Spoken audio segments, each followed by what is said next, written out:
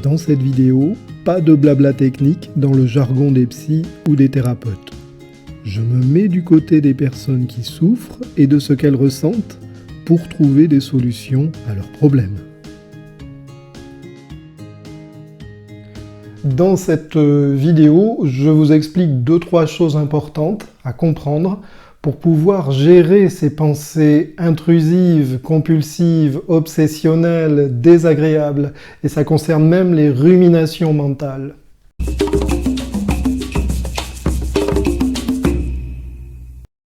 Les pensées intrusives surgissent comme ça, souvent apparemment sans raison, et puis ça nous colle, et puis c'est impossible ou très compliqué de s'en débarrasser. Vous savez, c'est un peu comme une petite musique qu'on a entendue le matin en commençant la journée, et puis cette musique qui a tourné en boucle dans notre tête toute la journée, ça nous accompagne toute la journée.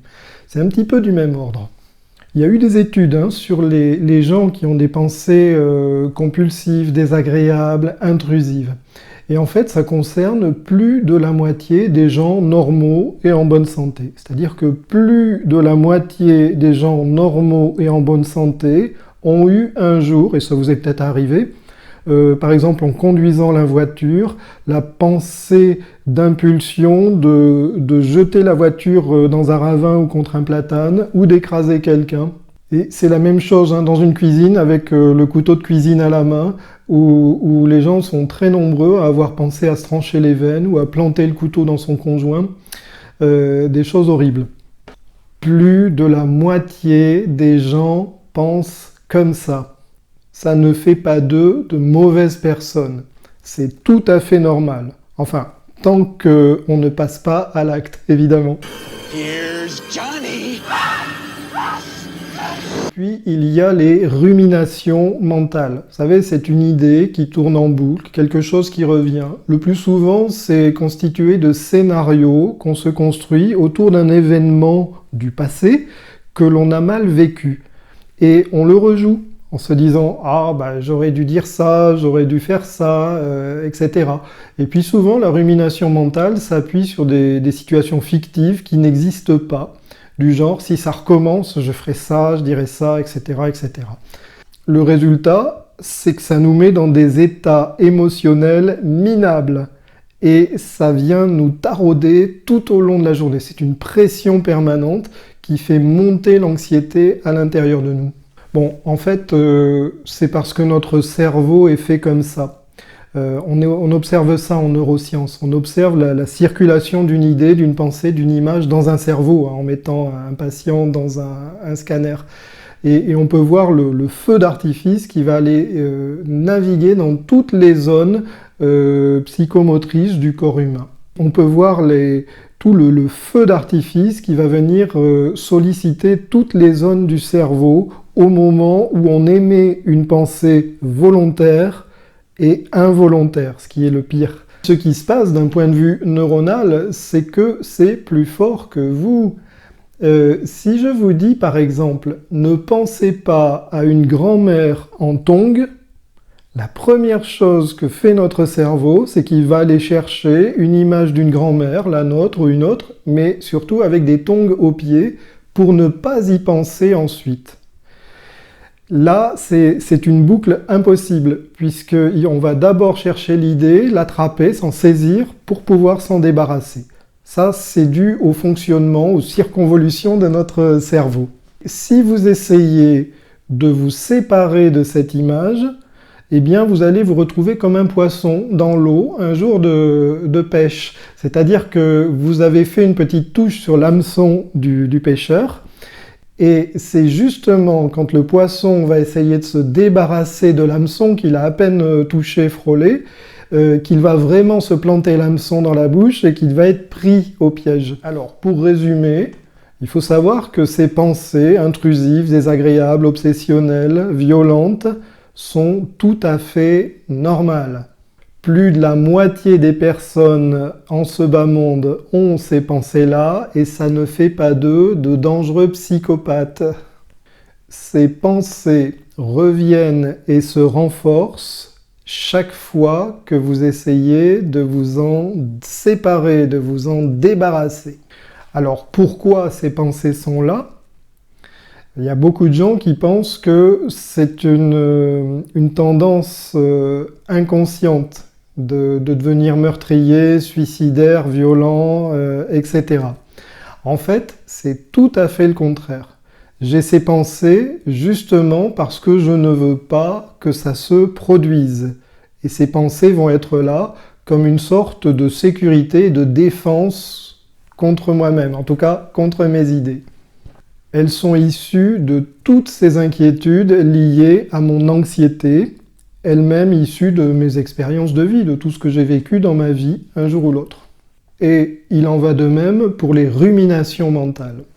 Ensuite, il faut savoir que plus je lutte contre ces pensées, plus elles se renforcent et plus elles me collent, elles s'attachent à moi. C'est la façon dont je réagis à ces pensées qui me fait souffrir. Ce n'est pas la pensée elle-même. Alors, que faire?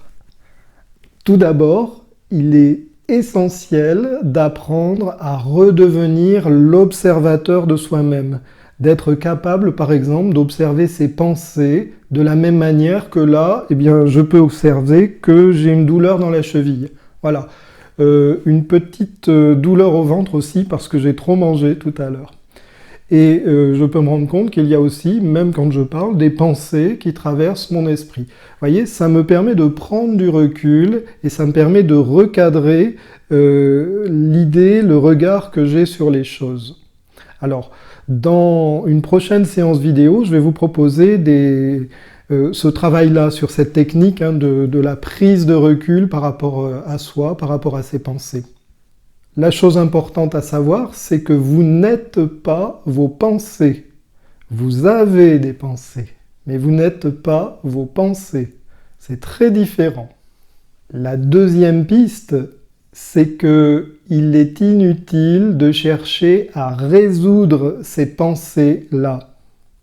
Les résoudre ne fait que me replonger dans le problème. Je vais à nouveau être traîné dans la boue, je vais être sali à nouveau par ces idées et cette situation. Des situations d'ailleurs pour lesquelles on ne peut rien changer, puisque c'est passé, c'est dans le passé, ça n'existe plus.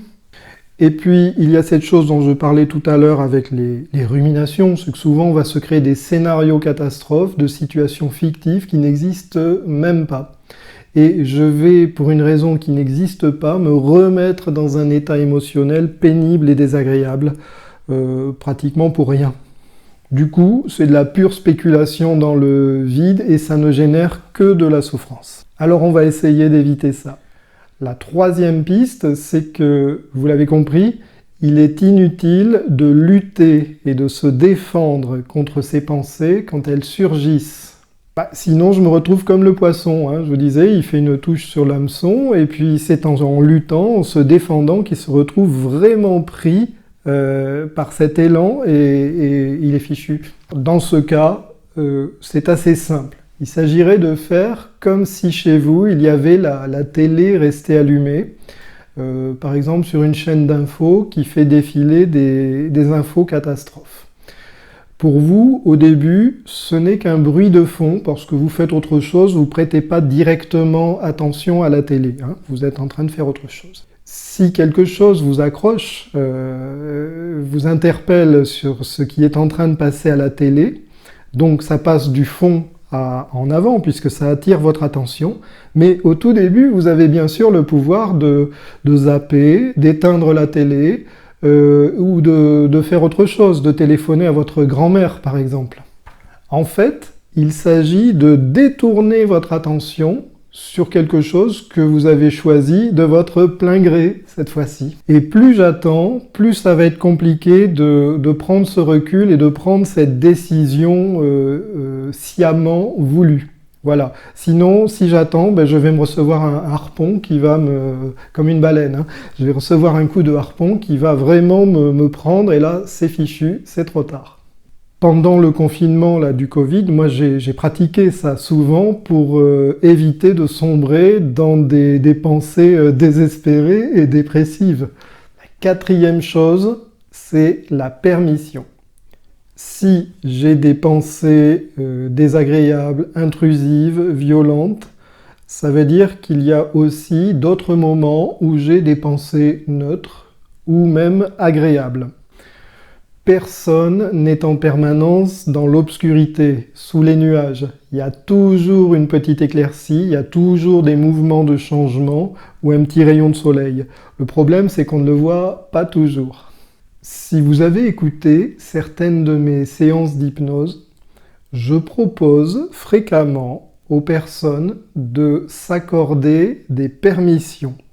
Ces permissions qui sont un élargissement et même une certaine forme d'autosuggestion, mais je vais y revenir. Ce sont des permissions très simples qui me permettent d'obtenir ce dont j'ai besoin. Par exemple, je demande aux gens de s'accorder et de se dire « je peux être calme ».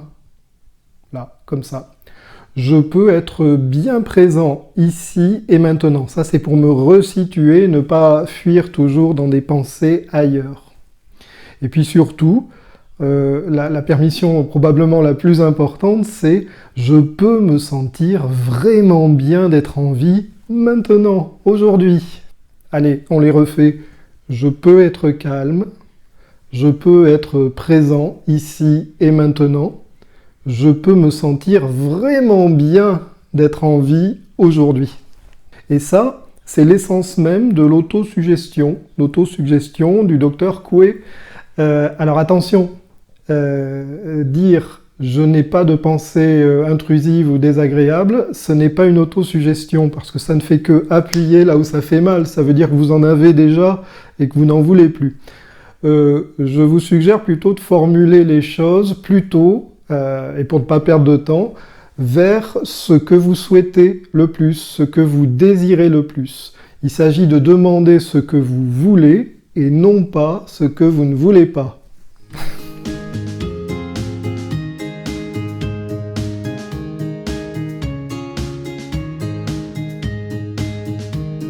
Merci et à bientôt.